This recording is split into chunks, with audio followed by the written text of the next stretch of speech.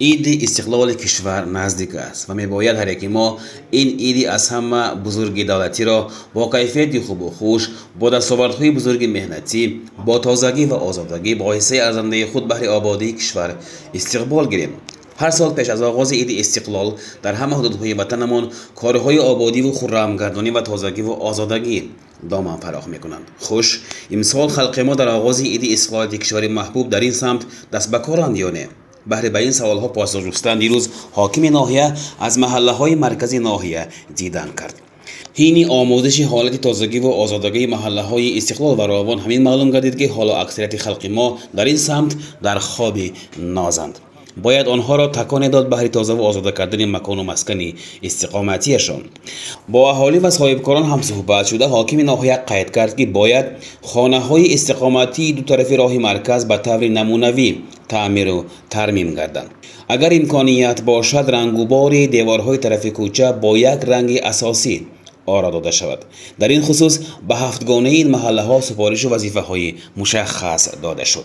با مناسبت استقلالیتمان با کیفیت خوش و بالا گذراندن در محله ما، یعنی در محله رومان، فقط در محله رومان نه بلکه در 27 جماعه شهروندان 10 روزه حشر عموم خلقی اعلان گردید در تومنمان. با همین شرافت با راهبری حاکم ناحیه‌مان آبادانگری، کارهای تازه کردن، رنگ و بار دادن دیواران و شکل دادن درختان، سفید کردن دیوار و تازه کردن جویبارها یک قطار فرمایش ها داده شد از طرف حاکم ناحیه‌مان.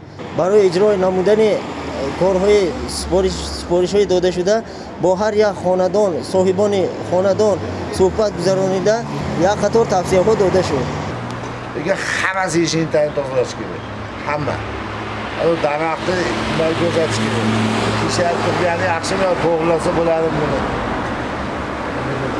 واقعا امروز منظره مرکز ناحیه طبعی کس را خیره می کند. با این جویبارهای افلاس، پرتابهای هر جا هوا داده شده، شکل نامساعد و نالایق درختان منظروی، حالت ناگوار اداره های ساختارهای اجتماعی مثال شده می تواند.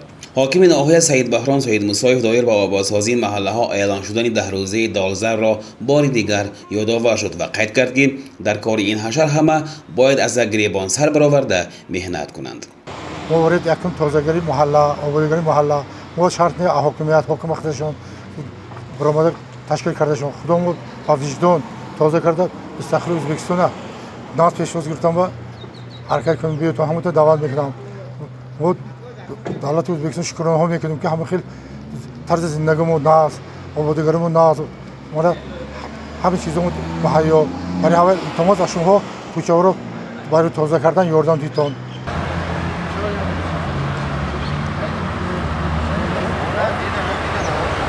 این آموزش منظره های مرکز هم به اهالی هم به صاحبکاران و اصلا مهمش به رهبران نشریات کارگاه های در مرکز جایگیر بوده وظیفه های قطعی و کانکریتی داده شد. این گونه کارهای آبادی و آزادگی و تازه کاری باید در همه محله های ناحیه عملی گردند.